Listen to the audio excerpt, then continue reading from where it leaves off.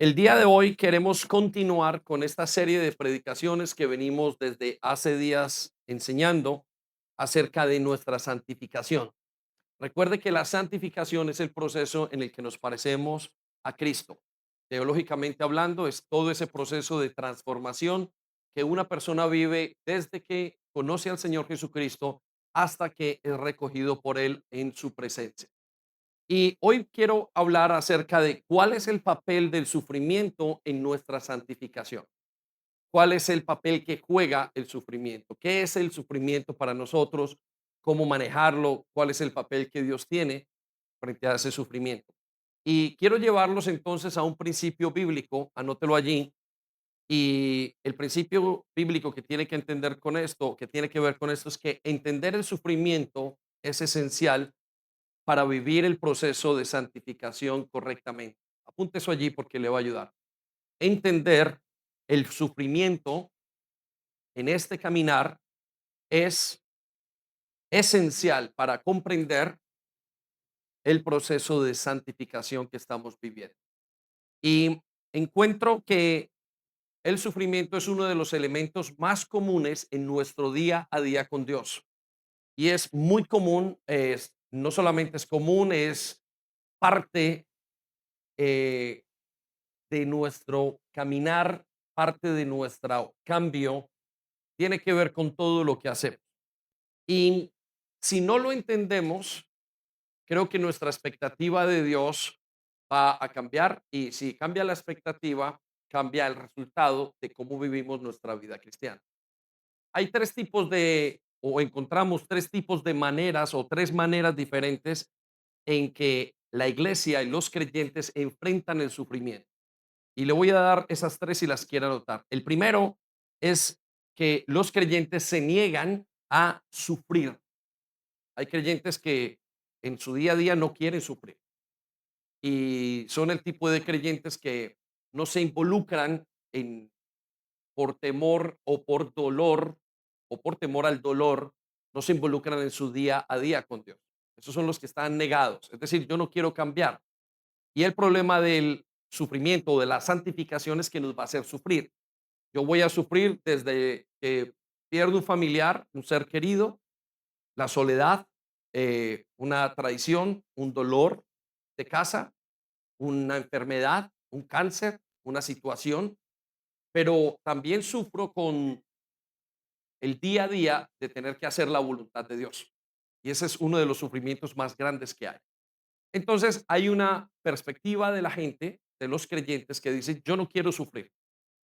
¿Sí? Y esos son los que se rehúsan y prefieren vivir en su manera de ser. Es decir, no quieren morir, como dice la palabra de Dios. El siguiente tipo de creyentes son los que sufren por sí mismos, se obligan a sufrir. Y este también es tan grave como no querer sufrir, porque en su mente piensan que entre más sufren, Dios más los escucha. Y eso está equivocado. Es un concepto religioso de si yo me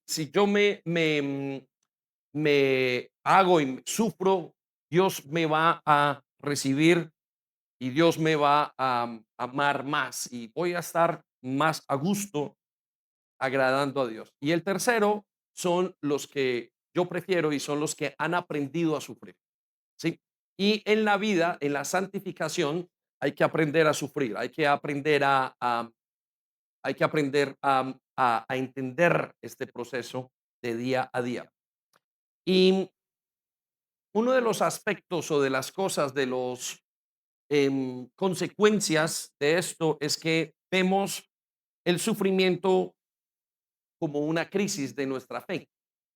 Es decir, cuando sufrimos, decimos Dios no nos ama o creemos que estamos en pecado. ¿Podemos abrir las puertas para que entre el aire? Lo agradezco. Em, y cuando sufrimos, entonces pensamos que o estamos pecando porque estamos sufriendo o pensamos que Dios es injusto. Y esto es un concepto equivocado. Dios no es injusto por nuestro sufrimiento. La pregunta que nos hacemos es ¿por qué yo? ¿Por qué Dios me está haciendo sufrir? Es la pregunta común en la vida de las personas. Entonces necesitamos entender cuál es el principio correcto y entender el papel que juega el sufrimiento conforme a mi vida. Y la verdad que resuena realmente en el Evangelio es la verdad de que Dios utiliza y hace y tiene el sufrimiento dentro de nuestra santificación. Es algo que ocurre usualmente en nuestra santificación. Entonces quiero llevarlo a varios conceptos para que podamos entender esto y llevarlo a cabo. Y el primer concepto que quiero que llevemos a cabo o que entendamos es el siguiente, anótelo allí.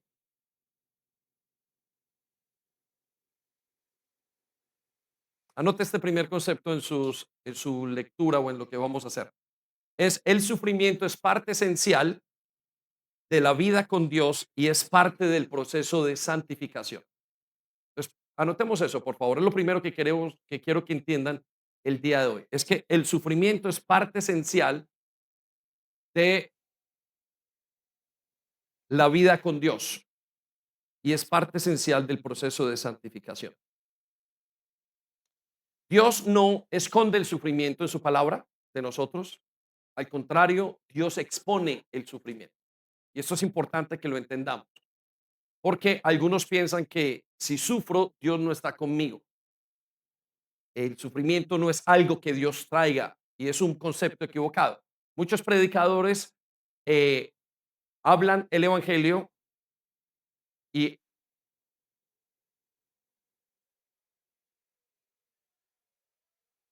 vale,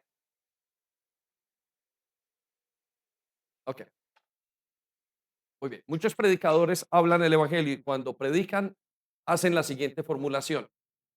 Ahora que conoces a Dios, toda tu vida está arreglada y dan un concepto de que nunca más volverán a sufrir. Pero la palabra de Dios dice que el sufrimiento está dentro de la esencia de la vida y del camino con Dios. Y quiero que vayamos a Juan capítulo 12, versículo 24. Juan capítulo 12, versículo 24. Y mire lo que dice la palabra de Dios. De cierto os digo. Quiero que resalte las palabras de cierto. Y cuando Jesús habla de cierto os digo, está diciendo una gran verdad, está diciendo de un principio bíblico. Y note lo que sigue a continuación, que si el grano de trigo no cae en la tierra y muere, resalte la palabra, y muere, queda solo. Pero si muere, lleva mucho fruto. Y no hay muerte sin sufrimiento. No hay muerte sin que Dios, si no hay proceso de transformación sin que haya un tipo de sufrimiento. Entonces encontramos que para valorar inclusive las cosas que tenemos o que el sufrimiento nos ayuda a valorar, a entender, que el sufrimiento nos ayuda a comprender las cosas en la vida. Hace poco escuchaba una persona que decía, Dios te va a llevar a otro nivel. Esto es un concepto del neopentecostalismo, pero lo vamos a usar ahora. Es decir, Dios te lleva a un nuevo nivel, a algo más en tu vida, pero para pasar a ese nivel tienes que pasar por un tipo de sufrimiento. Todo el mundo sabe que alguien que va a tener hijos va a comenzar en un proceso de sufrimiento y de aprendizaje, pero también sabemos que alguien que ha perdido un familiar tiene la capacidad de comprender las dificultades de otra persona que ha muerto. Y esto, aunque es doloroso, el sufrimiento nos sirve y nos deja algo muy grande en el proceso. Y no podemos vivir sin sufrimiento. Muchos de nosotros, por ejemplo, venimos de un hogar disfuncional y eso es lo que nos ha ayudado a entender a otras personas que vengan de un hogar disfuncional. Las personas que han sido abusadas pueden entender el grado del abuso en otras personas y pueden consolar. Entonces, es parte esencial de la vida con Dios y también es parte esencial de la santificación suya y mía. Y tiene que vivir en ese proceso. Entonces, vamos a entender la siguiente verdad. El diseño, anote el segundo concepto si quiere, que el sufrimiento, pero tenemos que entender que el sufrimiento no fue parte del diseño de Dios. Anote esto. El diseño, para poder entender el sufrimiento, tenemos que comprender esta verdad, que el sufrimiento no fue parte del diseño inicial de Dios. Entonces nos preguntamos, pero pastor, entonces, ¿por qué sufrimos hoy? Bueno, cuando Dios o cuando el hombre pecó, el hombre dañó la armonía de la humanidad. Cuando el hombre pecó, dañó y cuando aún sigue pecando, sigue dañando el sistema que funcionaba, vamos a decirlo así, perfectamente ante Dios. Y creo que esta es la razón por la cual la gran mayoría de nosotros nos negamos a sufrir. Quiero que piensen esto. Cuando usted ve a una persona sufriendo, uno piensa en esa persona llorando en un momento muy grande de dificultad y usted viene ahí, concluye algo. ¿Por qué esa persona está sufriendo así? No debería sufrir. La razón por la cual llegamos a esa conclusión es porque entendemos que hay una vida sin sufrimiento. Entendemos que de alguna manera hay un lugar, hay una manera o hay un tipo de vida en que no se sufre. Y ese tipo de vida es la que Dios ofreció antes del pecado. Pero a partir del pecado entró el sufrimiento en la humanidad.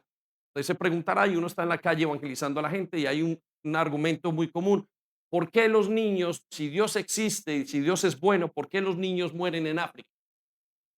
Y la respuesta no está en Dios. La respuesta está en el pecado. ¿Por qué del cáncer? Por el pecado. ¿Por qué la muerte? Por el pecado. Porque todo se daña a partir del pecado. De hecho, si usted no entiende este segundo punto, no puede comprender el plan de Dios correctamente. Entonces, vaya conmigo y vamos a verlo de una manera más profunda en Génesis 3:17. Y dice, justo en el momento que pecó el hombre por primera vez, Dios le dijo al hombre, dado que hiciste caso a tu esposa y comiste del fruto del árbol que te ordené que no comieras, la tierra es maldita por tu culpa. Ok, quiero que resalte la frase, la tierra es maldita por tu culpa. Y quiero que piense en la palabra maldición que hemos hablado en algunos momentos, que la palabra maldición no es una palabra de insulto, como lo tenemos nosotros entendido ahora, sino que la palabra maldición es, tienes el efecto negativo por haber hecho lo que hiciste, tienes la consecuencia correcta y justa por haber, lo que, por haber hecho lo que hiciste. Y a continuación, Dios hace esta declaración acerca de lo que vivimos y del sufrimiento. Note lo que dice, toda tu vida. ¿Cuánto tiempo? No se escucha. ¿Cuánto tiempo? Dice, toda tu vida lucharás para poder vivir de ella. Y quiero que resalte la palabra lucharás y quiero que ponga un sinónimo de lo que estamos hablando, sufrirás. Sufrirás. A partir de ese momento, hasta tener hijos, fue un sufrimiento. La vida, el tiempo, la enfermedad y todo lo que hay. Entonces, pero entendemos que antes de ese punto no había sufrimiento. Dios no hizo, no hizo al ser humano para sufrir. Lo que nos lleva entonces a la tercera verdad. Y la tercera verdad que quiero que entendamos es que el mundo enfrenta el sufrimiento de una manera equivocada. A partir de ese momento, el ser humano ha dedicado su vida a enfrentar el mundo, a enfrentar el sufrimiento de una manera equivocada. Y hay tres maneras en que el mundo, la gente, el ser humano, se enfrenta al sufrimiento. Y le voy a dar esas tres maneras. La primera es creyendo que el sufrimiento es una ilusión, es decir, no es cierto. ¿Qué es esto? Por ejemplo, no me está pasando a mí, yo no tengo un hijo con problemas de drogas, no, no, no lo tengo, no lo tengo, estoy sufriendo y lo olvido y lo saco de mi mente y me dedico al resto de las cosas. Es una ilusión, eso no es cierto. Yo no tengo un problema económico, meto mi cabeza en la arena. Eso ha sido de siempre, filosóficamente esto es reconocido. Y es el tipo de persona que reacciona ante el sufrimiento olvidándose de él. Sin embargo, pasan los días y se nota que en su vida emocional hay quebrantamiento, hay enfermedad, hay desgaste. Ese es el primer tipo de personas o maneras como se enfrenta el sufrimiento. Y quiero que usted se identifique en una de estas. ¿Cuál es? Lo enfrenta, ¿qué hace con el sufrimiento? El segundo tipo de personas son los que creen que controlan sus sentimientos en medio del sufrimiento. tengo que ser fuerte, no puedo llorar. Poco lo que hace el ejército y cierta cultura que se ha visto por años y por años. El hombre se prepara para sufrir y dice, yo lo controlo y de alguna manera, si pienso y si soy más duro, voy a entender el sufrimiento y voy a resistir el sufrimiento. Y nos damos cuenta que obviamente tiene un efecto grandísimo en su vida, aunque la persona lo enfrenta, tiene una serie de consecuencias.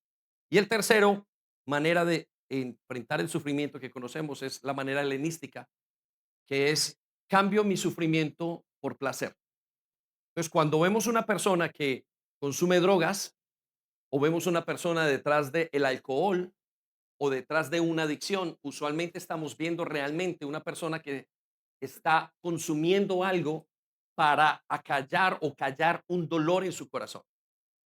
Entonces uno ve por qué un joven cayó en las drogas, pues por el dolor de su hogar. Él no lo dice, él dice caí porque consumí, pero detrás de sí hay una manera de pensar de autodestrucción. ¿Por qué yo vengo o por qué caigo detrás del alcoholismo? Es porque de alguna manera quiero cambiar mi dolor por placer, porque se prostituye o porque caemos en el consumo, porque caemos en un concepto sexual, el homosexualismo, el lesbianismo, todo es una consecuencia de hay algo que me pasa que no estoy de acuerdo y entonces lo cambio por placer. Hay un dolor interno que estoy cambiando por placer. Y esas son las tres maneras en que enfrentamos. Y yo le pido que usted piense en este momento cómo ha enfrentado todas las cosas. Por eso que a una persona se le acaba el matrimonio y lo que quiere encontrar es un tipo de salvación de su sufrimiento. Y Primera de Corintios 15:32 nos habla Pablo un pequeño ejemplo de esto último y nos dice, si como hombre batallé, y yo quiero que resalte la palabra o cancele la palabra batallé y coloque si como hombre he sufrido en Éfeso contra fieras, ¿de qué me aprovecha? ¿Por qué? ¿Qué tiene? ¿Para qué es mi sufrimiento? Entonces Pablo inmediatamente analiza una manera, la tercera manera de sufrir del ser humano. Dice, si los muertos no resucitan, es decir, si no hay esperanza, comamos y bebamos porque mañana moriremos. ¿Qué quiere decir esto? Pues, ¿por qué sufro? Y si voy a sufrir y mi vida es esto y ya no hay nada más en mi vida, pues ¿para qué seguir? Lo que voy a hacer es disfrutar de la vida, acostarme con quien quiera acostarme, beber todos los días hasta emborracharme a la saciedad, comer hasta yo no poder más, tener sexo como yo quiera, porque la vida al fin y al cabo no es nada. Voy a morir el día de mañana. Y eso es lo que nos plantea la filosofía y la manera del ser humano más común. Entonces, quiero que entendamos esa verdad. Dios no habla así. Entonces lo llevo a la cuarta verdad, que el sufrimiento desde el humanismo produce entonces caos, desesperanza y causa muerte. ¿Qué quiere decir esto? Que hay dos maneras de ver la vida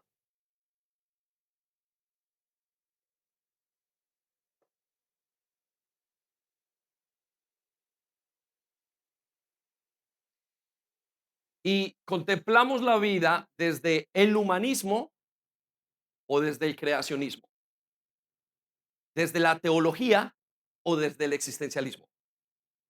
Y le voy a explicar, y la hemos hablado algunas de estas predicaciones anteriores, hemos hecho alguna referencia a esto. ¿Qué ocurre? Que cuando yo veo la vida y vivo una vida desde la perspectiva de Dios, todo tiene sentido. Mi sufrimiento, mi dolor, mi vida. Pero cuando vivo una vida desde el existencialismo, es decir, no hay un Dios al que yo le tenga que dar cuentas, sino que todo el mundo hace lo que quiere y lo que importa en la vida es que el ser humano, o sea, yo esté bien y yo saque mis propias conclusiones, solamente hay desorden en la vida de las personas. Y esas son las dos maneras de pensar que hay en este momento. Y cuando la manera es existencial, nos dice que no hay nada por lo que valga la pena el dolor. Y se ve, por ejemplo, en las universidades con los muchachos. Mamá, ¿para qué voy a estudiar si todo el mundo es un vago? ¿Para qué? ¿Por qué yo no voy a consumir drogas cuando mis amigos lo hacen? No tiene sentido. ¿Para qué casarme? ¿Para qué voy a tener una sexualidad como Dios me pide que la tenga? ¿Para qué me voy a preocupar con mis hijos y al día siguiente ellos se van a ir de casa y van a morir? Y no tiene ni sentido hacer nada de esto porque la mentalidad del existencialismo es nada tiene sentido. Pero cuando una persona piensa desde la perspectiva de Dios, hay un Dios, todo lo que hago en la vida, mis hijos, mi matrimonio vale la pena porque se lo mostraré a Dios, porque Dios me lo pide, porque tengo que darle cuentas, porque mis finanzas son para Él, todo lo que yo tengo y todo en mi vida de alguna manera está conectado de tal manera que yo le tendré que dar cuentas en algún momento a Dios de mi vida y Él las demandará de mí.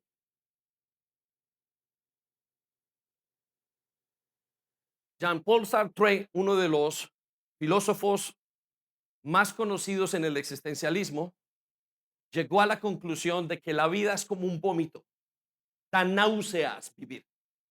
¿Qué estaba diciendo? Oh, ¿para qué quiero vivir? No tiene sentido. ¿Para qué quiero hijos? Mire, ya no necesito hijos y si tengo alguna necesidad, pues cojo un perro. Lo tengo. Eso es lo que está pasando hoy. Ya no hay niños, no quieren hijos, porque no hay sentido traer un niño a este mundo. Por eso puedo cambiarlo por un animal. Y el animal sí me va a dar, pero yo no tengo y si se muere, se muere. Pero en el teísmo, en el creacionismo, en la teología, yo tengo que tener hijos porque Él me manda y ese es su plan de vida para yo hacer. Entonces, cuando llegamos al concepto de sufrir, la persona dice, no quiero sufrir porque si sufro, ¿para qué? Más bien vivo de placer porque comamos y bebamos, mañana vamos a morir, aquí no hay nada. Es por eso que una persona a los 30 años, con una familia, con un hijo casado, se levanta una mañana deprimido y dice, yo no quiero más vivir, me tomo algo y comienza una lucha interna y se quita la vida. Mientras que aquel que tiene a Dios en el centro de su vida dice, Señor, me levanté una mañana, tengo hijos, pero tú me pides cuentas y quieres que un día de mañana yo esté contigo y hay una esperanza. Entonces lucharé con todas mis fuerzas. Es por eso que hoy tenemos más problemas mentales de lo que teníamos antes. Vaya conmigo a Primera de Tesalonicenses capítulo 4 versículo 13 y vemos cómo Pablo habla de este asunto en cuanto a la esperanza del sufrimiento. Dice, y ahora, amados hermanos, queremos que sepan lo que sucederá con los creyentes que han muerto. Y quiero que resalte los creyentes, la manera de Dios, el teísmo. Pero note lo que sigue a continuación, para que no se entristezcan como los que no tienen esperanza. Y quiero que resalte las palabras como los que no tienen esperanza. Está hablando de existencialismo. No tienen esperanza. No hay nada que puedan hacer. Sus vidas son un desastre. Y todo comenzó en ese momento donde filosóficamente se le llamó la muerte de Dios. Con el existencialismo y el humanismo, el hombre como sociedad llegó al pensamiento, Dios está muerto, no necesitamos. Declaramos el día de la muerte de Dios, indicando que Dios no era necesario en la humanidad porque habían descubierto la ciencia. Y descubriendo la ciencia dijeron, ya no necesitamos, podemos nosotros hacer todas las cosas sin Dios.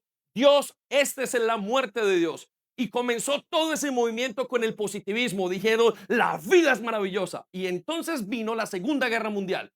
Y llegando a la Segunda Guerra Mundial, comenzó el existencialismo a llegar a la conclusión, no vale la pena vivir. ¿Para qué después de matar a tantos judíos y de matar a tanta gente? La vida es un vómito. La vida simplemente es una pasión sin sentido. Mientras que en Cristo todo tiene sentido, aún el sufrimiento. Lo que nos lleva entonces a la siguiente concepto o el siguiente, que la Biblia plantea cuatro fuentes de sufrimiento. Pues quiero que veamos que hay cuatro puentes de sufrimiento en la Biblia. Y el primero, anótelo allí, es el pecado.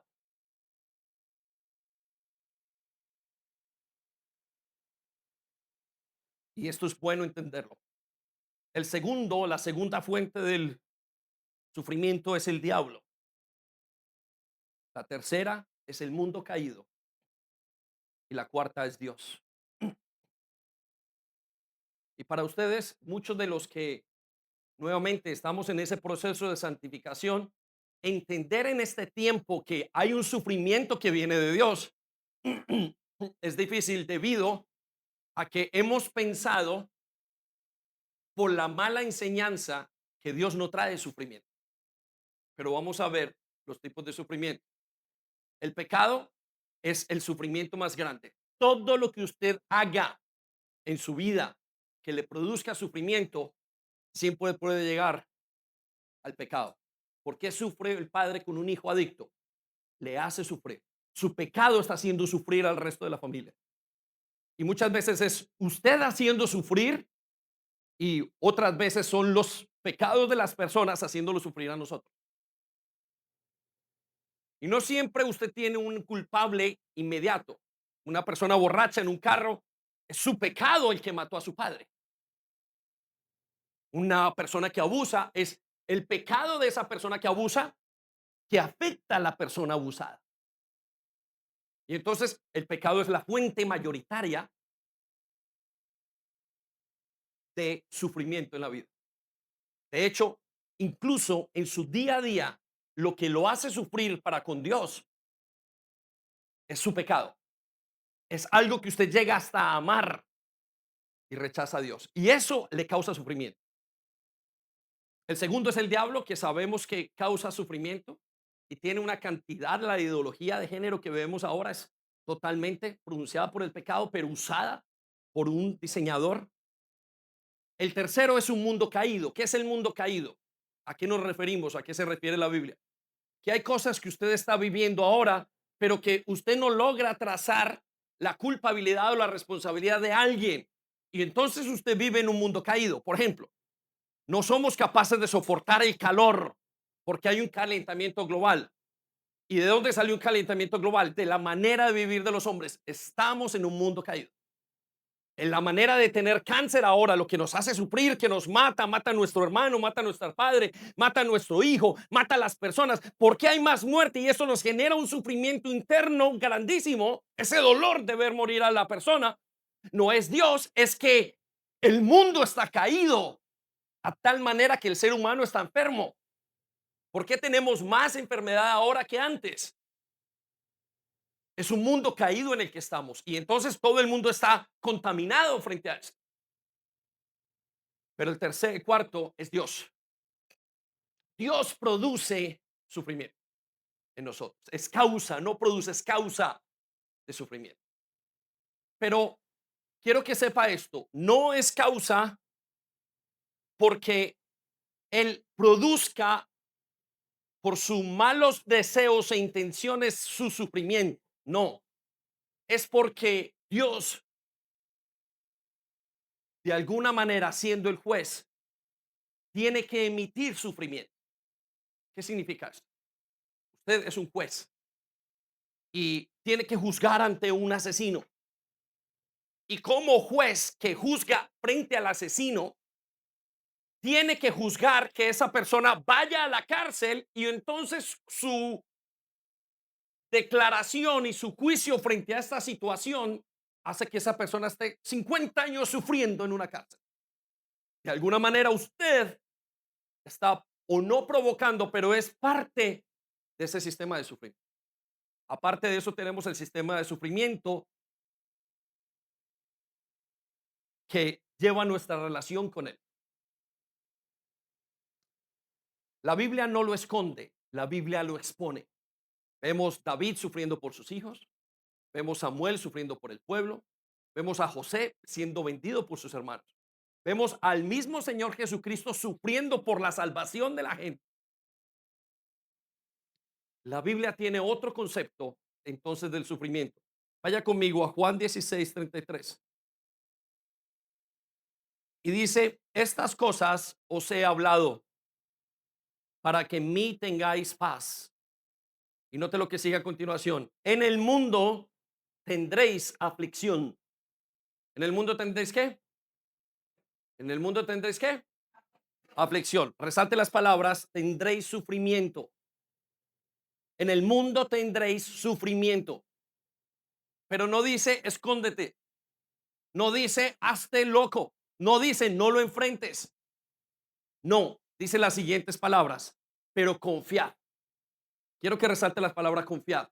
Confiar significa con fe, haciendo con fe, recibiendo, enfrentando el sufrimiento con fe, o sea, con Dios. Y note lo que sigue a continuación.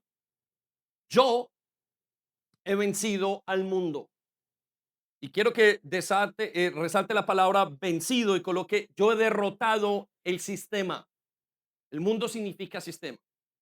No es que Dios haya derrotado de alguna manera a los demócratas, los partidos sociales, el crimen organizado. No, lo que Dios nos está diciendo es que yo soy más que todo el sistema que ya está lleno de sufrimiento en su vida.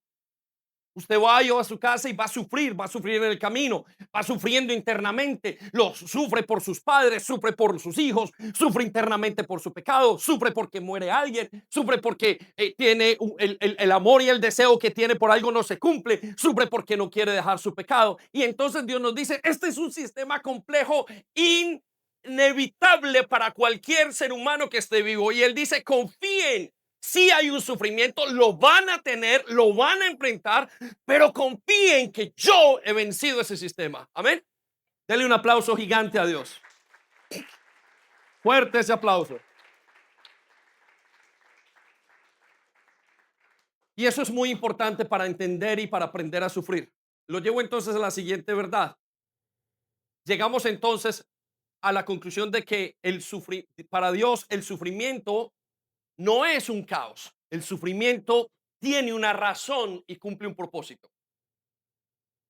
Y eso es importante porque en el día a día de su transformación con Jesús, usted va a enfrentar sufrimiento y lo va a enfrentar cara a cara a su pecado o en la pérdida de un ser querido o en la traición más grande que usted pueda tener o en el desánimo o en todo lo que usted vaya a enfrentar. De hecho, si hay un creyente que no esté sufriendo, yo dudo de que sea creyente. Lo digo, si usted no está sufriendo en su vida, y cuando hablo no es autosufrir, sino que usted lo sufre en el día a día. ¿Cómo dejo este pecado? ¿Cómo hago esto? ¿Cómo reacciono frente a este momento? Yo quisiera matar, yo quisiera hacer esto, yo quisiera entregar o devolver, responder con ira, yo quisiera salir corriendo, yo no quiero enfrentarlo. Todo eso genera un sentimiento de sufrimiento terrible y un dolor terrible. Pero en Dios, ese sufrimiento tiene un propósito. Juan 9, del 1 al 3 nos dice, al pasar Jesús vio a un hombre ciego de nacimiento y le preguntaron sus discípulos, Rabí, ¿quién pecó, este o sus padres, para que haya nacido ciego? Y quédese un momento allí. Al pasar, Jesús vio a David, vio a Sandy, vio a Juliana, vio a Víctor y le dijo, pero ¿por qué ocurrió esta calamidad en su vida? ¿Pero por qué se quedó? ¿Pero por qué no puede tener hijos? ¿Pero por qué no puede hacer esto? ¿Pero por qué no logra cambiar su vida? ¿Pero por qué no logra salir de las finanzas? ¿Quién pecó? Y no hay siempre una respuesta. De hecho, Dios no da respuesta.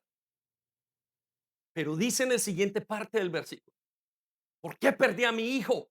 ¿Por qué? ¿Qué hice? ¿Qué he hecho yo, Señor? Pero el Señor responde de la siguiente manera. Pero Jesús respondió, no es que este haya pecado. No, no es eso. No es que este sea un bárbaro, aunque puede serlo y tiene consecuencia del pecado. No es que esta familia esté completamente maldita. No, sino para que las obras de Dios se manifiesten. Necesito que resalte esas palabras. Son muy importantes para su teología y su entendimiento de su santificación. Sino para que las obras de Dios se manifiesten. Entonces algunos llegarán a la conclusión, entonces Dios mató a mi hija. Entonces me violaron porque Dios permitió que me violaran. y esa es la obra que se está manifestando. No, no, no. Lo que está diciendo el Señor es para que se manifieste su sistema, su gloria. Es decir, cada cosa que hacemos tiene un efecto. Todo lo que usted haga va a tener una consecuencia y tarde que temprano va a afectarlo con sufrimiento a usted o a las demás personas. Un padre en las drogas genera un sufrimiento terrible en sus hijos.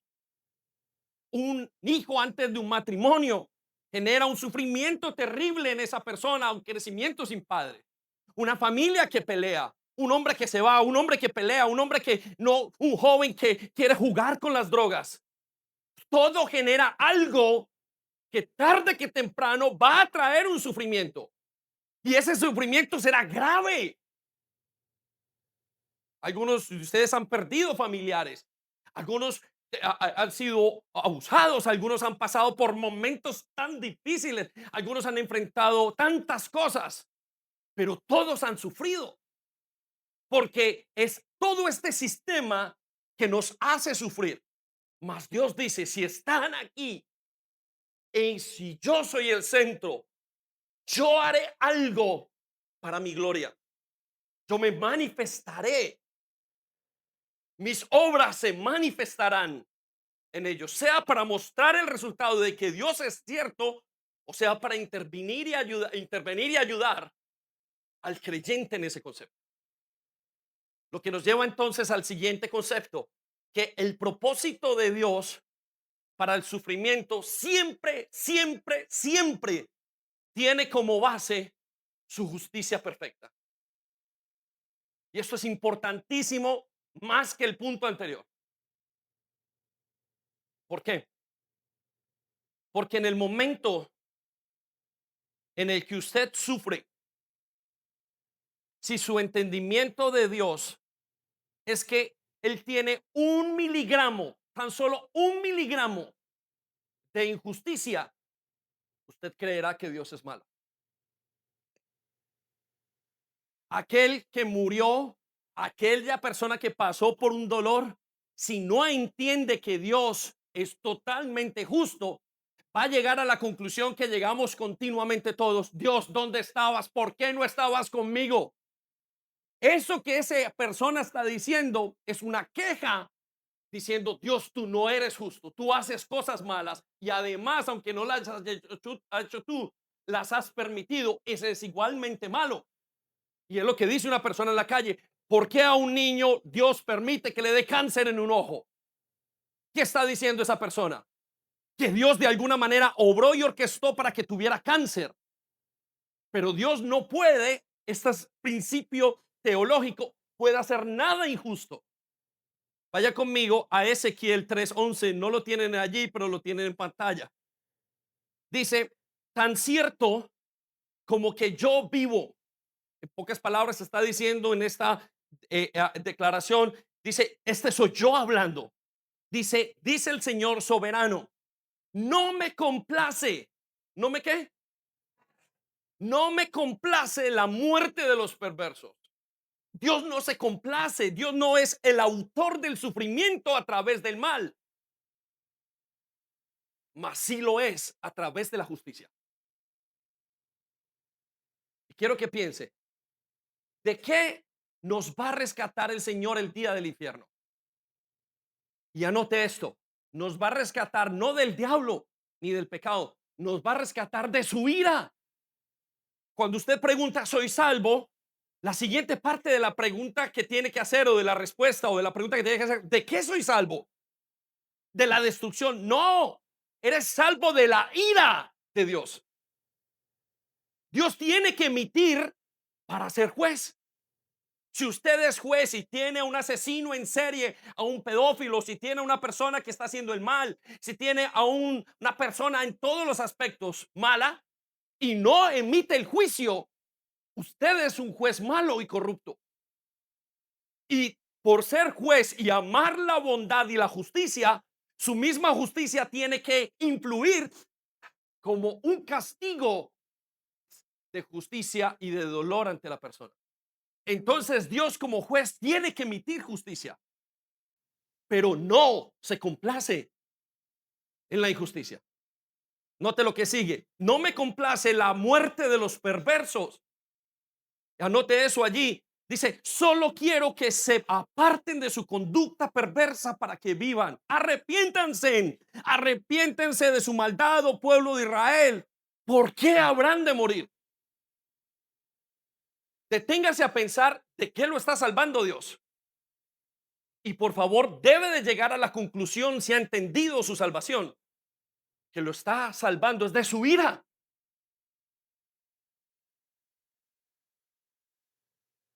Está salvándonos de la ira que tiene. ¿Por qué Dios tiene ira? Porque es justo. Si es justo y hace y conoce lo correcto, entonces tiene que juzgar lo incorrecto. Necesita comprender esto. Si Dios odia la muerte, entonces tiene que juzgarla. No puede decir odio a la muerte, no hagamos nada. No lo puede hacer. Es una contradicción, es incoherente. Primera de Juan 1:5 está en sus notas. Dice la siguiente, dice lo siguiente: este es el mensaje que hemos oído de él. Quiero que resalte la palabra mensaje y coloque evangelio.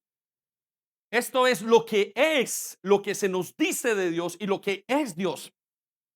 Esto es lo que él enseña de sí mismo. ¿Qué enseña? Mire lo que dice. Y lo que hemos oído de él. Usted no encuentra otra palabra de él más que esta. Y os anunciamos. Es el mensaje, lo que oímos y lo que se nos anuncia de Dios, lo que Dios nos demuestra de él mismo. Dios es luz y en él no hay ningunas tinieblas. Quiero que resalte la palabra es luz y coloque justo. Y resalte las palabras no hay ningunas tinieblas en él y coloque no hay ninguna injusticia en él. Pero en el momento que usted cree, y escúcheme por favor, que usted cree en un segundo, en un milímetro, solamente un miligramo de su fe, cree que Dios es malo, todo lo demás será malo. Y hago un paréntesis, padres, la relación con los hijos es lo que demuestra la primera manera de cómo es Dios en su vida. Es decir, Dios se parece a su papá y a su mamá. Y si su papá fue injusto, Dios será injusto para usted. Si su papá era una persona que dejaba hacer todo, esa será su visión de Dios. Por eso usted tiene la responsabilidad de arreglar su vida, la imagen que tiene de su padre correctamente y ordenar la imagen que tiene de Dios. Porque esa será la visión que usted tenga toda la vida de Dios.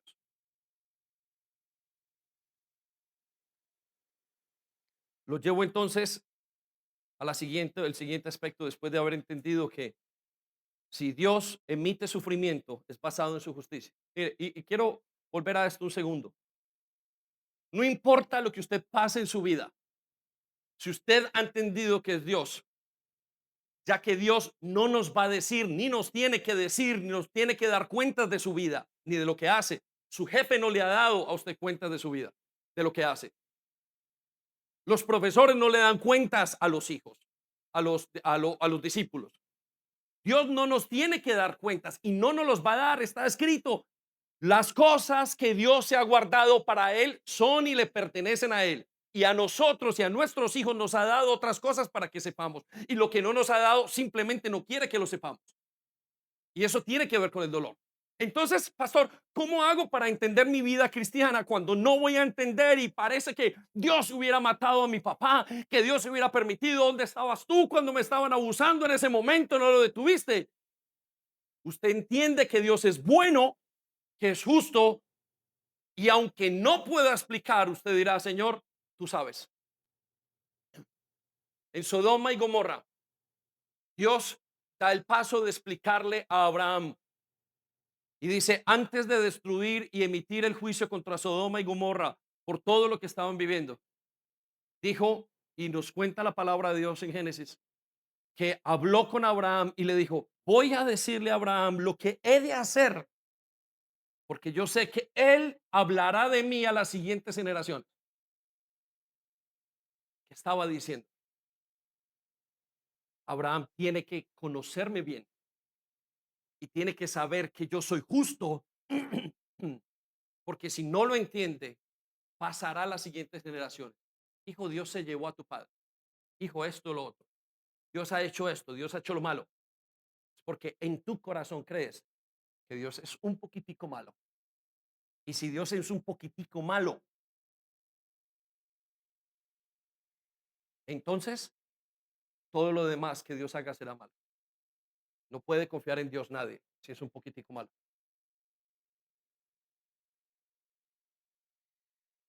Dios permite entonces, vamos al siguiente punto, que suframos, pero no quiere que suframos. Parece una incoherencia, pero no lo es. Dios quiere, perdón, permite el sufrimiento, pero no quiere que suframos. Segunda de Pedro 3:9 dice las siguientes. Bueno, anótelo allí un momento. La Biblia nos dice que en segunda de Pedro 3:9 que el Señor no retarda su promesa, según algunas personas lo tienen por tanta tardanza. Pocas palabras, Pedro estaba diciendo, mire, Dios no va a cumplir. Dios no, Dios lo está haciendo aposta. Por eso es que estás sufriendo. Por eso tienes un hijo así. Por eso no logras salvar tu matrimonio. ¿Ves? Pero la Biblia nos dice lo siguiente, sino que Dios es paciente para con nosotros. Él no quiere que nadie sufra. Y le voy a decir algo. Cuando usted ve un pecado que sale a la luz en un momento dado de la vida de una persona, es porque ya Dios ha venido trabajando con esa persona antes y no le ha escuchado. Porque Él no quiere humillar a nadie. Ese no es el propósito. Ese no es Dios. Él no quiere que suframos. Y note lo que dice, sino que Él es paciente para con nosotros, no queriendo que ninguno perezca, sino que todos procedan al arrepentimiento. Eso es importantísimo entenderlo. Dios me está castigando, dicen los religiosos. Dios no te está castigando. ¿Por qué te tiene que castigar si te acaba de salvar? Ahora, Dios te tiene que formar porque tú has roto leyes en el día a día y esas leyes tienen una consecuencia. Él mismo las hace. Lo que entonces nos lleva a la siguiente parte para poder comprender nuestra teología de la santificación y el papel que juega el sufrimiento en cuanto a este proceso. Y es importante, es que el evangelio, la base del evangelio, anote esto, es la humillación y el sufrimiento de Cristo.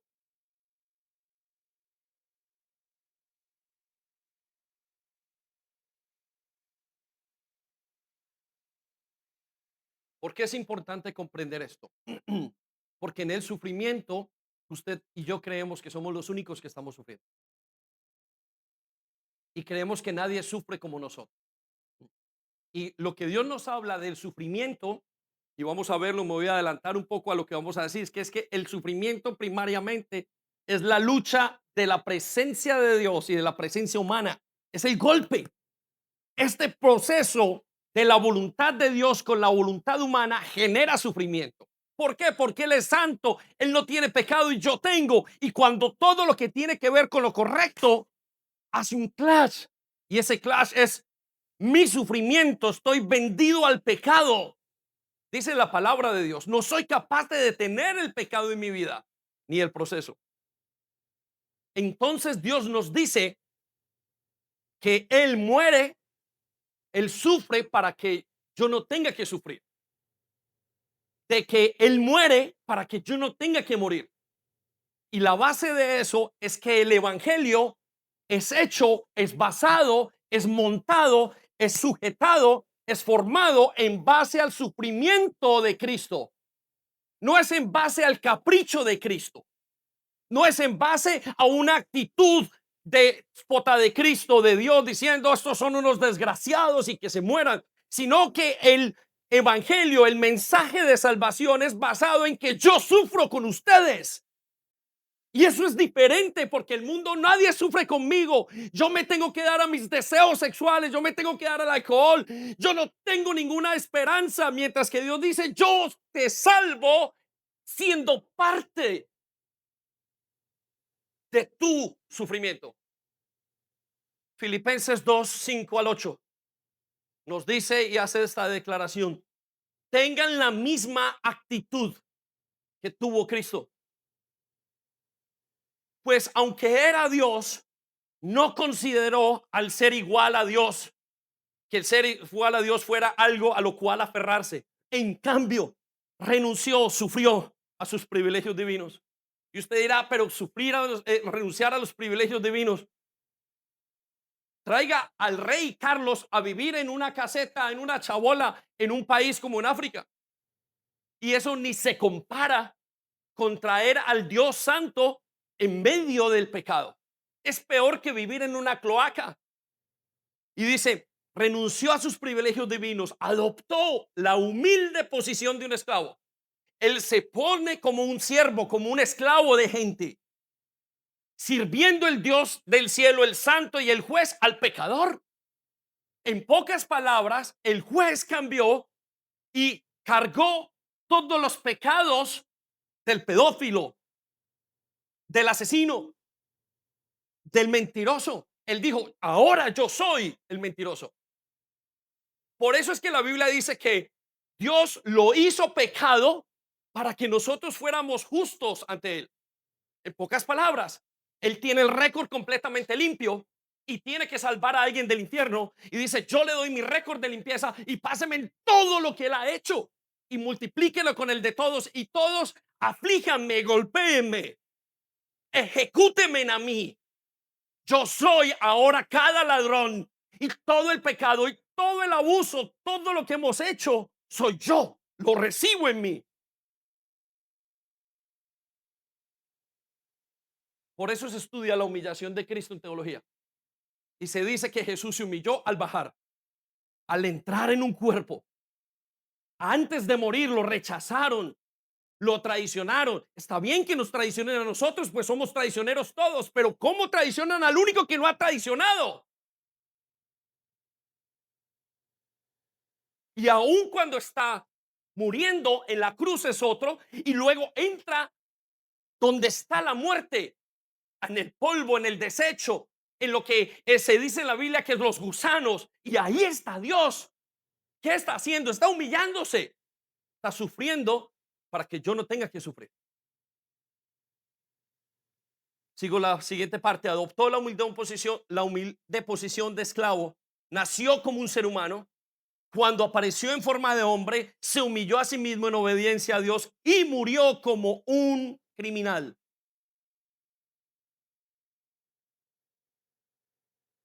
Siguiente idea que tenemos que entender es que el sufrimiento entonces es un elemento esencial del evangelio.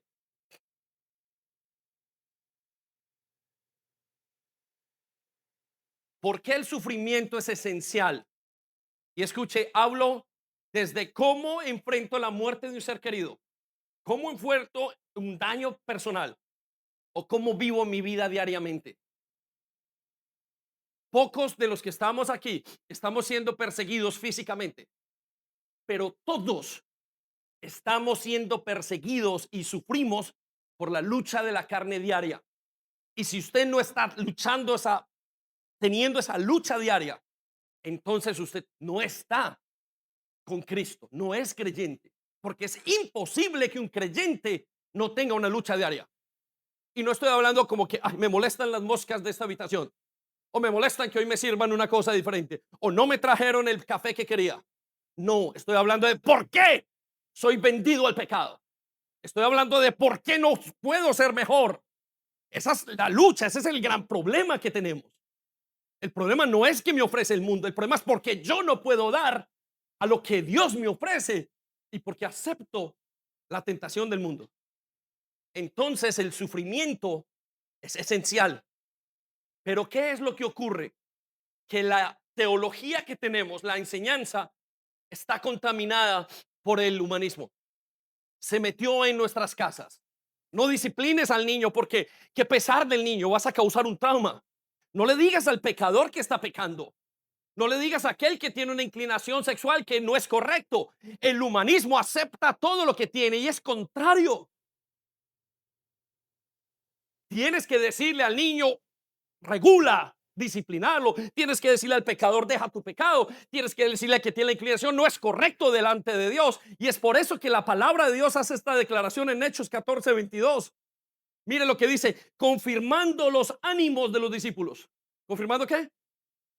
Quiero que resalte los ánimos, confirmando el ánimo, la manera de vivir de los discípulos, exhortándoles a que permanezcan en la fe. ¿Cómo permanecen en la fe? Nos está diciendo. Resalte la palabra para que permanezcan en la fe y diciéndoles, y escuche toda la iglesia, es necesario. ¿Es que? No se escucha, es que resalte las palabras, es necesario, y escuche lo que es necesario, que a través de muchas tribulaciones, sufrimientos, entremos en el reino de los cielos. Es necesario que luches contra el pecado y tu sexualidad. Es necesario que te arrepientas de maltratar a tu esposa. Es necesario que intentes la lucha para no mentir, no robar. Es necesario que vivas en una aflicción continua. Es necesario. Sin ella no estás entrando en el reino de los cielos. Es necesario que se sientas, aunque tengas 80 años, que no perdonaste a un hermano o a una hermana con el que no hablas hace mucho tiempo y que te sientas muy mal. Es necesario. Es necesario que cojas todos tus pecados y te sientas y digo, pero ¿qué hice, Señor? Perdóname. Es necesario porque dice el Señor que de cada palabra ociosa daremos cuentas. Esa expresión que él dice, de cada palabra que ustedes hayan dicho, y en algún momento hemos dicho, ¿cómo quisiera que mi esposa se desapareciera? Uy, la odio. Uy, cómo detesto a mis hijos. Uy, cómo hago esto. Uy, el vecino. Oh, odio a esa persona. Y ya, dice el Señor, en el día del juicio, de cada palabra ociosa tendremos que dar cuenta. No las escuchó nadie, las murmuramos. La palabra murmurar es un ruido bajito de lo que usted ha dicho. Y si eso pasa con la última palabra o la más vana que hayamos dicho, imagínese con los actos más grandes que hayamos cometido. Es necesario que a través de muchos sufrimientos entremos en el resto, en el reino de los cielos. Lo que nos lleva entonces a la siguiente verdad, que el sufrimiento no es algo individual. Todos los creyentes sufren. Hay un concepto de sufrimiento que tenemos, solo me pasa a mí. No, tú no sabes la mujer con la que yo me casé. No, tú no sabes los hijos. No, tú no sabes esto. No, tú no entiendes. A mí es el único que me ha dado cáncer. No, tú no entiendes. A mí es el único que me regañan. No, tú no entiendes qué es luchar con esto. Y no es así. La Biblia dice que el sufrimiento no es algo individual, aunque se emita, aunque lo vivamos individualmente, todos los creyentes sufren y aún los no creyentes. Primera de Pedro 5:9 dice, al cual resistid firmes en la fe. Por favor, resalte las palabras firmes en la fe. A través del sufrimiento tengo que resistir firme en la fe. Pastor, es que usted no sabe cómo me abusaron de pequeño. Es que usted no sabe el placer que tengo sexual. No lo sabe. Y dice la palabra de Dios, sabiendo que los mismos padecimientos se van cumpliendo en vuestros hermanos en todo el mundo. Por favor, resalte la palabra, los mismos padecimientos o sufrimientos se cumplen en todos. No es usted el más grande, no es usted el peor de todos. Es necesario que todos entremos con sufrimiento o sufriendo de alguna manera.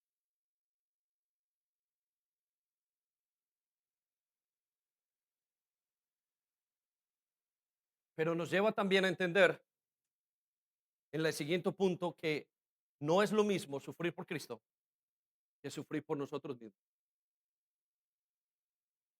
Y estamos muy acostumbrados, esta vida yo la sufro por Cristo, pero no es lo mismo, no es lo mismo. Y hay personas que tienen que saber, tú estás sufriendo porque quieres. Y esto no es sufrir por Cristo. Ah, pero yo escogí este estilo de vida. Ese es tu sufrimiento. ¿Por qué no acepta el mundo ese estilo? Porque no es y te va a generar sufrimiento independientemente de que tú digas, yo lo acepto y yo lo afirmo. No hay como. O entramos como Dios dice o no entramos. Primera de Pedro 4:14 dice, si los insultan, resalte la palabra insultan, sufren, porque llevan el nombre de Cristo, serán bendecidos. Porque el glorioso Espíritu de Dios reposa sobre ustedes. Sin embargo, ¿sin qué? Dice, si sufren por cualquier cosa que estén viviendo ustedes y hayan preferido su pecado, que no sea por, sin embargo, si sufren, que no sea por matar, robar, causar problemas o entrometerse en asuntos ajenos. Resalta la palabra, sin embargo, si sufren, versículo 16, en cambio, no es nada vergonzoso sufrir por ser cristiano. ¿Y qué es sufrir por ser cristiano? Que usted tenga que ir a Afganistán en este momento y en medio de musulmanes. No, si usted sufre verdaderamente porque es cristiano diariamente, el ir a servir, el hacer la voluntad de Dios es un sufrimiento. Se vuelve un deleite, pero es un sufrimiento porque mi carne no quiere obedecerle a Él. Mi carne no quiere perdonar. Y Él me dice, perdona. Y yo no quiero perdonar. Yo quiero vivir como he vivido en los últimos 60 años, 40 años, 30 años. Y yo digo, no, esta es mi posición, nadie me la va a quitar. Y para cambiar tengo que sufrir. 80, 90 años, no importa. Sufriremos hasta el último momento si es que estamos en Cristo. Y si no, nos rehusaremos a sufrir. Y entonces seremos como los creyentes que esconderán el sufrimiento. No se preocupe, el sufrimiento nos va a alcanzar o nos va a perseguir en todos los tiempos. En cambio, no es vergonzoso, nada vergonzoso sufrir por cristianos. Alaben a Dios por el privilegio de que los llamen por el nombre de Cristo. Quiero que resalte la palabra, alaben a Dios por el privilegio. ¿Y qué nos está diciendo acá?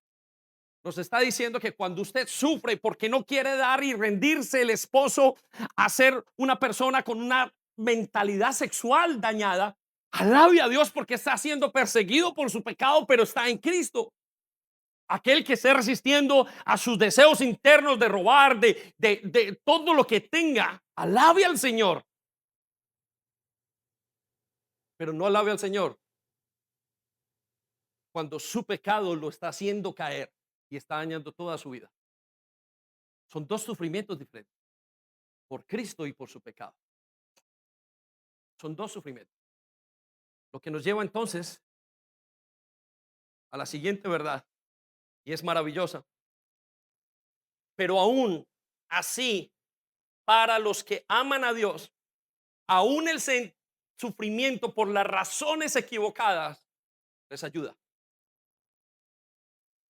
¿Qué quiere decir esto?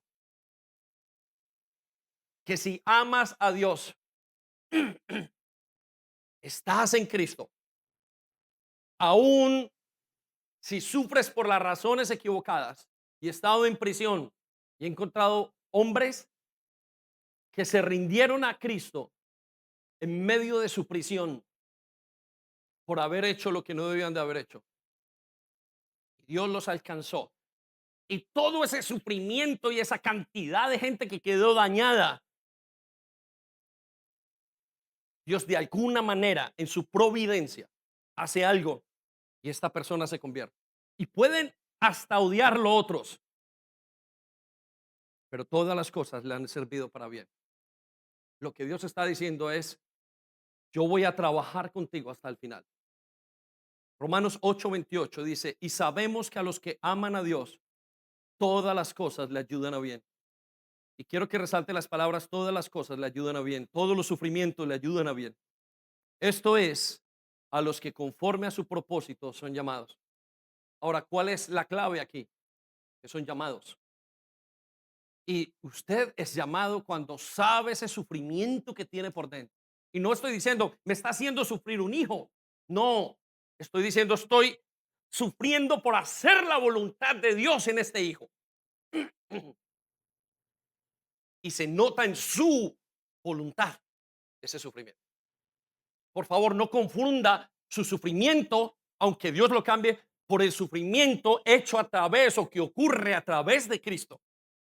Son dos cosas, pero aún así, Dios es tan bueno que aquel que le ama va a utilizar ese sufrimiento para levantarlo.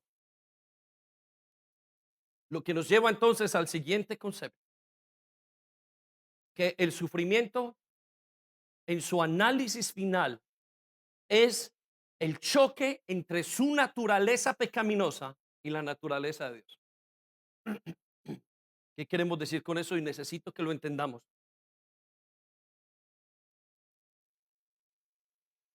El sufrimiento en el análisis final es la voluntad de Dios en mi vida chocando con mi voluntad, sea para hacer el bien, Señor, quiero dejarte pecar y hay sufrimiento, o sea para condenación, acabo de matar a alguien y viene la ley de Dios y me pisa o me condena. ¿Dónde se generó el sufrimiento? El sufrimiento no se genera en nuestro placer por el pecado. No, el sufrimiento se genera en la consecuencia del pecado. El sufrimiento no se generó en el momento en que la persona estaba teniendo relaciones y estaba haciendo las cosas mal. Sufrimiento se genera después de que viene el juicio de Dios o que viene la justicia de lo que ya está hecho y choca con la voluntad humana. ¿Por qué lo hice? 20 años después, Señor, ¿cómo cargo yo esto? ¿Qué me pasó? Señor, no sabía. Y genera sufrimiento. Pero así es en toda la humanidad. Y quiero que vayamos a la declaración o la descripción de Pablo en Romanos 8:19, diciendo de la siguiente manera: y eso ocurre en la tierra y en el cielo. Pues toda, ¿cuánto? Dice, toda la creación espera con anhela el día futuro. Dice que todo está en choque. Todo está en ese problema de choque con lo que hay con Dios. Y note cómo sigue diciendo, y estoy hablando de sus sentimientos, de sus pecados, de sus emociones. Todo está en choque y por eso casi todo genera sufrimiento. Y dice, todo está en choque porque la misma creación está esperando con anhelo el día futuro en que Dios revelará quiénes son verdaderamente sus hijos. Versículo 20. Resalte esas siguientes palabras. La naturaleza, lo que Dios, la creación de Dios dice, contra su propia voluntad. Toda la creación quedó sujeta a la maldición. Resalte esas palabras, son muy importantes. Dice, todo, absolutamente todo, quedó en contra de Dios. Toda la creación quedó sujeta a la maldición de Dios. Sin embargo, dice el Señor, con esperanza. Él es el que da la esperanza.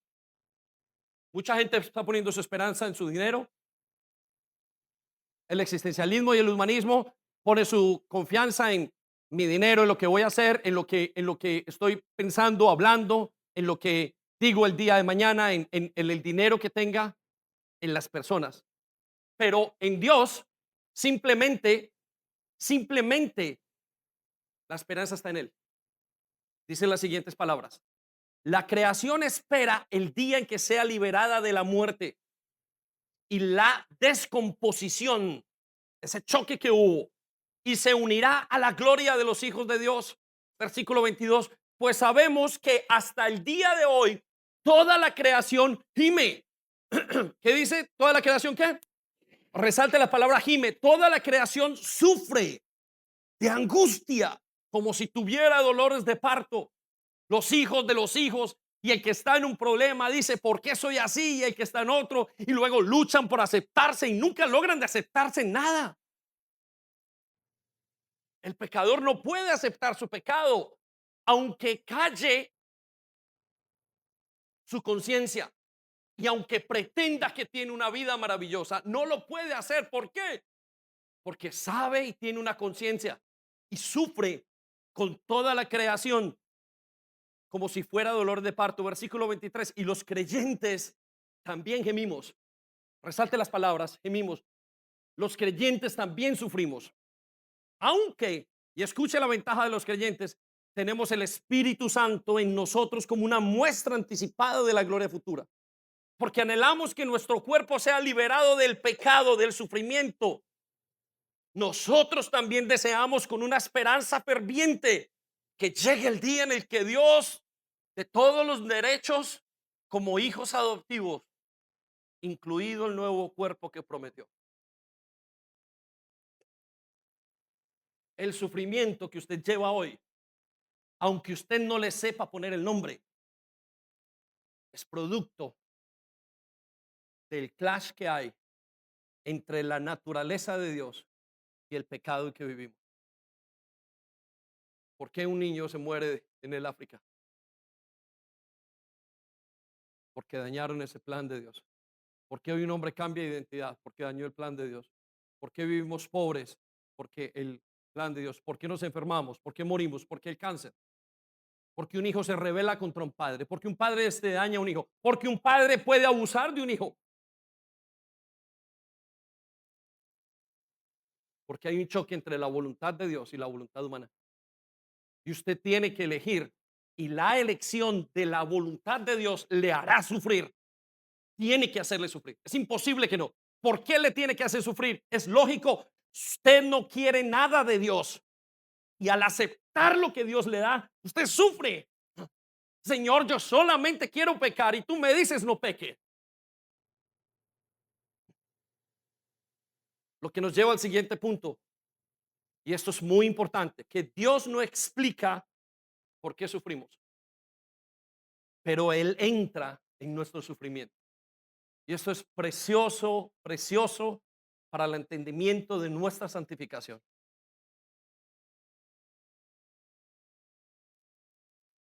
Dios no nos explica por qué sufrimos. La gran mayoría de personas hacen la pregunta siempre intentando entender por qué sufrimos. Sufren. Señor, ¿por qué a mí? ¿Por qué a mí? ¿Por qué si yo hice esto? ¿Por qué si yo he sido tan buen padre? ¿Por qué? ¿Por qué? Y queremos saber si vale la pena, si es, y Dios no nos lo va a decir. ¿Por qué no puedo tener hijos? ¿Por qué no puedo tener unas mejores finanzas? ¿Por qué no puedo salir del cáncer? ¿Por qué no puedo levantar? ¿Por qué? ¿Por qué? ¿Por qué? Y Dios no nos lo da y no nos lo tiene que dar. El vaso de barro no le puede exigir nada al alfarero. No le puede exigir. ¿Cómo le va a decir el vaso de barro? ¿Por qué? Mas el vaso de barro tiene que tomar la forma que le da el alfarero. Y el problema es que como vasos de barro no queremos la forma que nos da el alfarero. Y le doy dos ideas entre muchas por las que creo que Dios no nos lo dice. La primera es porque no quiere que suframos más. Miren, hay padres que quieren saber todo lo que piensan sus hijos. Qué dolor. Y madres que se meten a investigar cada cosa y se darán cuenta que ese hijo, cuando vean su pecado, es un monstruo. No quiera saber lo que hace su esposo, su esposa, ni todo lo que piense. Señor, dime por qué a mí, por qué me abusó esta persona, y comience usted a mirar todo lo que hizo la persona y va a encontrarse con cosas nefastas que no quería ni pensar. Cuando a alguien lo traicionan y comienza a pensar por qué y cómo eso, y quiere saber todo el sufrimiento, muéstrame por qué lo mató, cómo lo mató, con qué lo cortó, cómo lo hizo, todo lo que hizo, que había en esa mente. y lo que se va a encontrar es pecado. Y entonces Dios dice, mejor ni te muestro. No puedes saberlo. Es mejor que no lo sepas, que no sepas todo, porque te avergonzarías y sufrirías mucho. El dolor de un padre, del pecado de un padre, es dolorosísimo para un hijo cuando se da cuenta. ¿Cómo sufre uno? ¿Cómo sufren ellos con el dolor de nosotros? Si conocieran todo lo que hay. Dios dice, no te puedo explicar por qué estás sufriendo. No lo explica. A Job, que fue el hombre más pecador y el libro más sufrido más bien de la Biblia, le pregunta a Dios y Dios no se lo responde. Y otra de las razones creo que es porque si nos explica por qué sufrimos, tendríamos miedo. Dice que el pueblo de Israel salió de Israel, de Egipto para Israel, y Dios no le pudo decir nada de lo que iba a hacer. Si no, si hubieran caído en la mitad del desierto, sabiendo todo lo que iban a sufrir. Algunos de ustedes o de nosotros que si nos hubieran dicho que nuestro papá se iba a morir, nuestra mamá, nos íbamos a divorciar, nos iban a hacer, bueno, estaríamos hasta el momento de hoy angustiados. No podríamos. Dios no nos lo dice, pero al contrario, entra en nuestro dolor. Y esta es la clave de toda la predicación. Dios no nos dice, pero entra. ¿Y qué prefieres? Señor, dime la razón o quédate conmigo hasta el final de mi sufrimiento.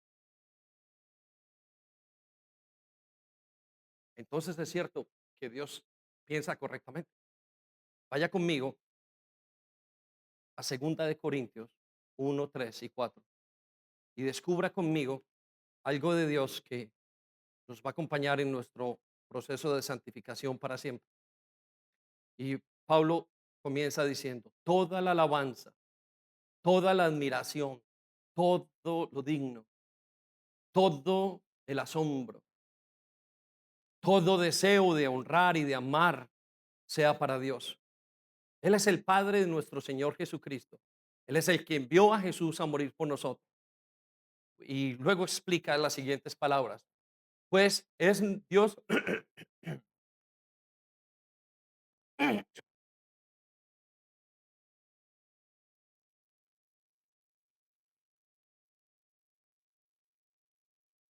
dice, Dios es nuestro Padre misericordioso.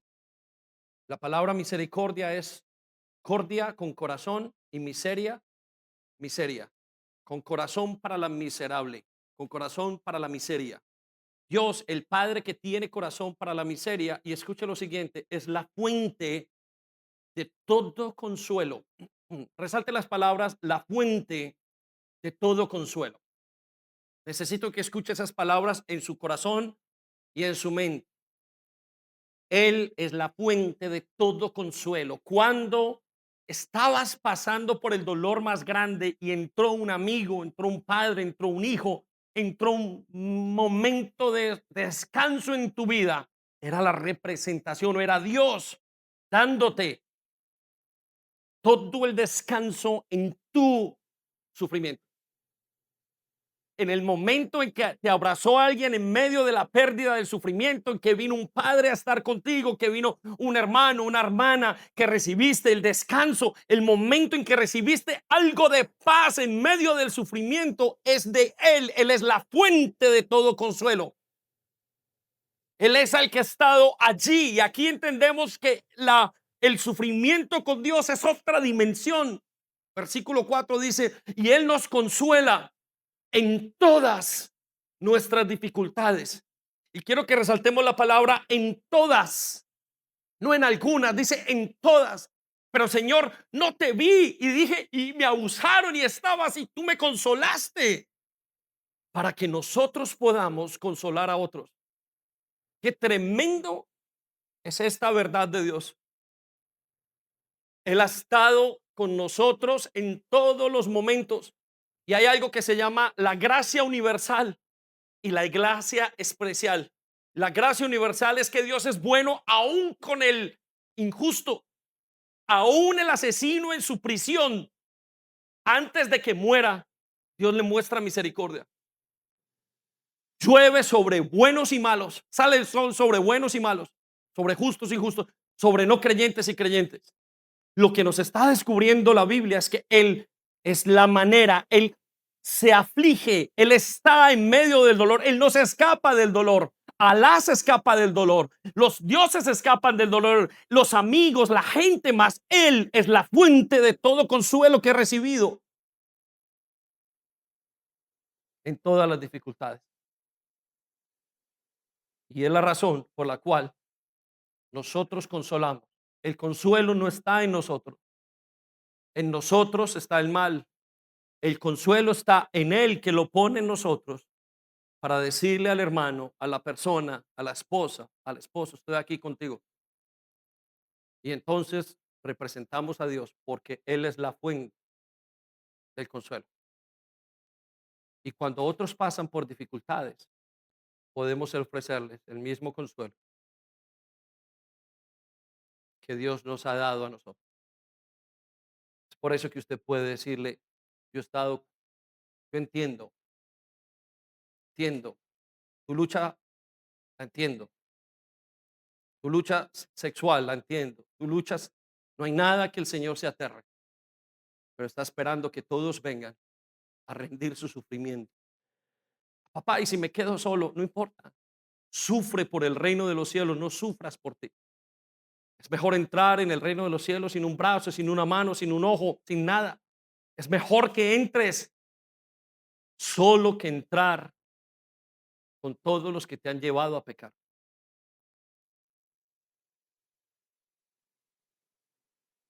Lo que nos lleva entonces al último punto, los últimos puntos. El sufrimiento del creyente no es eterno. Está escrito que nuestro sufrimiento no es eterno. Y es importante entenderlo porque la esperanza viene de que en algún momento eso se tiene que acabar. No hay mal que dure 100 años ni cuerpo que lo resista.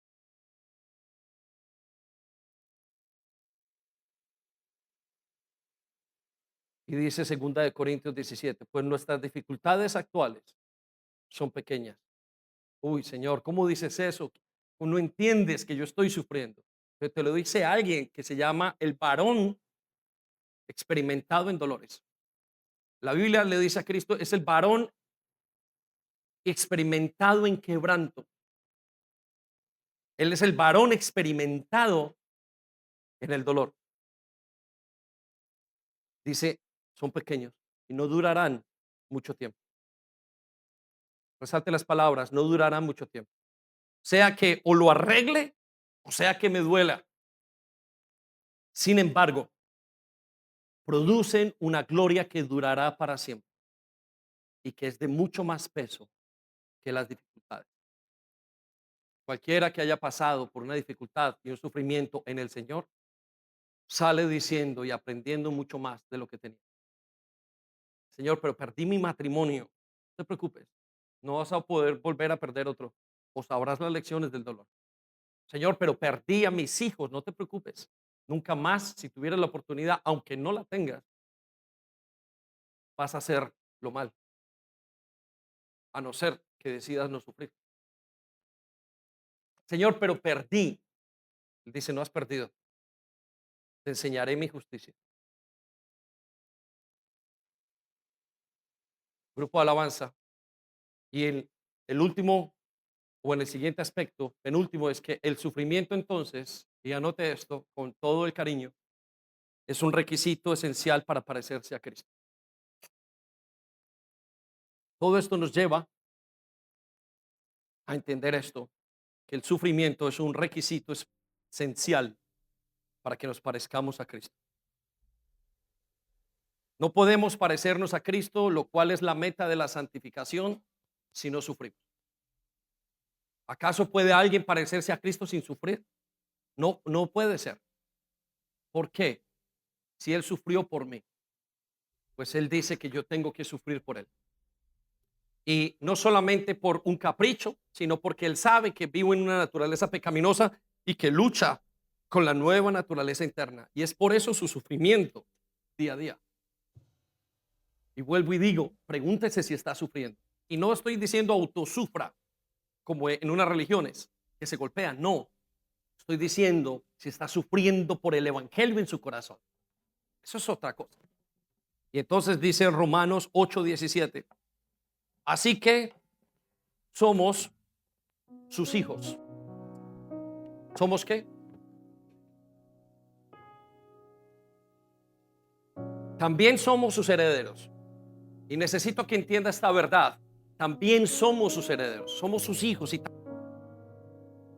hablando de la esperanza, dice, de hecho, esto es los hijos de Dios. Dice, somos herederos junto con de la gloria de Dios. Necesito que entienda, está hablando de los hijos de nosotros, los que están. Por supuesto que hay gente que va a decir, esa herencia es mía y no le pertenece. Dice, pero los hijos son herederos junto con Cristo de la gloria de Dios. Pero aquí viene el punto. Pero si vamos a participar de su gloria, debemos también participar de su sufrimiento. Quiero que resalte esas palabras. Si vamos a participar de su gloria, también tenemos que participar de sus sufrimientos. Y nuevamente esta palabra es supremamente importante. Resume toda la predicación. Si vamos a participar de su gloria, tiene que participar de su sufrimiento. Pastor, me tiro un tren ahora, me voy a Afganistán. No está hablando de eso. No lo malinterprete. Está hablando de dejar el sufrimiento real y genuino de que Él viva en usted. Él le va a decir, el obedecerle a Él lo hará sufrir, porque su carne no quiere obedecerle. Y encontrará a las personas a su lado diciéndole y marcando el punto, y dice, este dice una cosa y esto y lo otro, y usted tendrá que obedecer en contra de eso. El sufrimiento es un requisito. Si decides no sufrir, decides no participar de la gloria de Cristo. ¿Qué tanto estás preparado para sufrir? Por eso terminamos diciendo que Dios usa el sufrimiento para santificarnos. Dios lo va a usar. No te puedes escapar. Aquel que camine con Dios tiene que sufrir en un momento dado, dejando las drogas, dejando el pecado, dejando el pasado, dejando el dolor, haciendo lo bueno. Hay un sufrimiento inevitable. Más el Dios, entonces nos dice primera de Pedro 5:10, de toda la gracia, es decir, Dios que tiene todo el poder, que nos llamó a su gloria eterna en Jesucristo, después de haber padecido o sufrido un poco de tiempo, Él mismo nos perfeccionará, nos afirmará, nos fortalecerá, nos establecerá. Él es el que va a continuar haciendo toda la obra después de que hayamos sufrido. Y tiene toda la lógica. Después de que me entregue a Él, Él sabe que me dará dolor. Entonces Él me afirmará. Entonces Él me perfeccionará. Él me fortalecerá. Él me establecerá. Esperamos que haya sido de bendición para ti. No olvides compartir este vídeo con otras personas para que pueda ser de bendición para ellas también. Te animamos a que te suscribas a nuestro canal si aún no lo estás, para que te lleguen las notificaciones del nuevo contenido.